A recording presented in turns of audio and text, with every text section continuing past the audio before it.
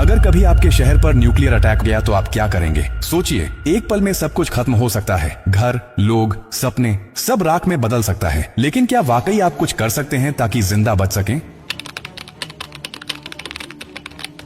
हाँ, अगर आप अभी से तैयार हैं, ये जानकारी जिंदगी और मौत के बीच की दूरी तय कर सकती है। क्योंकि जब एक न्यूक्लियर बम गिरता है तो सिर्फ धमाका ही नहीं होता, उसके बाद शुरू होता है वो खतरनाक खेल जिसे कहते हैं रेडिएशन फॉलआउट। और उसमें जो जिंदा बचता है वो भी धीरे धीरे मरने लगता है। सबसे पहले जानिए कि जैसे ही न्यूक्लियर बम गिरता है, एक तेज सफेद रोशनी आपके सामने आती है। इस रोशनी को देखना मतलब अपनी आंखों की रोशनी खो देना। आप अंधे हो सकते हैं स्थायी रूप से। इसलिए पहला कदम, जैसे ही धमाके की खबर मिले या रोशनी दिखे, तुरंत जमीन पर लेट जाइए, अपनी आंखें और कान बंद कर लीजिए और चेहरे को किसी कपड़े से ढक लीजिए। ये पहली रक्षा है। अब सवाल उठता है कि कहां जाएं? तो याद रखिए, अगर आपके आसपास कोई मेट्रो स्टेशन है, बेसमेंट है, अंडरग्राउंड पार्किंग है, तो वहीं भागिए, क्योंकि जमीन के नीचे रहना न्यूक्लियर फॉलआउट से बचने का सबसे कारगर तरीका है। लेकिन अगर कुछ नहीं है तो अपने घर को ही शेल्टर बनाना पड़ेगा। सारी खिड़कियां, दरवाजे बंद कर दीजिए। हर छोटी छोटी दरार को भी किसी कपड़े, टेप या गत्ते से बंद कीजिए। हवा का एक भी रास्ता नहीं खुला रहना चाहिए। अटैक से पहले या जैसे ही खबर मिले, आपके पास सिर्फ कुछ मिनट होंगे। उसी वक्त पानी भरिए, बाल्टी, बोतल, ड्रम, जो भी है।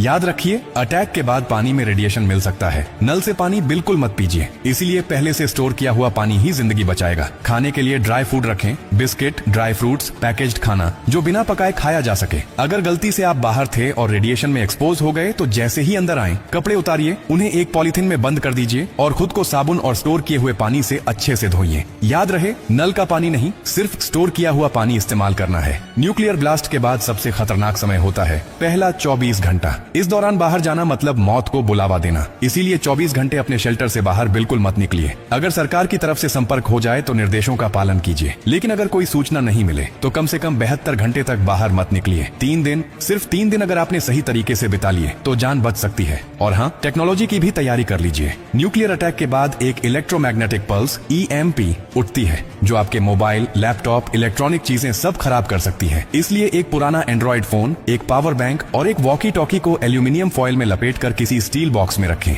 ये आपको बाकी दुनिया से संपर्क में रखेगा। सबसे जरूरी बात, घबराइए मत, पैनिक नहीं करना है। हर फैसला सोच समझ कर लीजिए, क्योंकि न्यूक्लियर अटैक एक टाइम गेम है। जो जितना शांत रहेगा, उसकी जान बचने के चांस उतने ही ज्यादा होंगे। और याद रखिए, ये जानकारी सिर्फ आपके लिए नहीं, बल्कि आपके परिवार, दोस्तों, पड़ोसियों और पूरे समाज के लिए है। क्या आप अकेले सुरक्षित रहना चाहते हैं? नहीं ना? तो इस जानकारी को हर उस इंसान तक पहुंचाइए जिसकी जिंदगी की आपको परवाह है। हो सकता है आपकी एक शेयर से किसी माँ का बच्चा जिंदा रह जाए, किसी पिता की आखिरी उम्मीद बच जाए, किसी बहन का भाई लौट कर घर आ जाए। और यही तो असली इंसानियत है। और हाँ, जब आप जिंदगी बांट रहे हैं तो एक वादा भी कीजिए। डॉक्टर कार्डियो की हर पोस्ट से कुछ सीखेंगे और दूसरों को भी सिखाएंगे, क्योंकि हमारा मकसद सिर्फ कंटेंट नहीं, आपकी सुरक्षा है, आपकी जिंदगी है।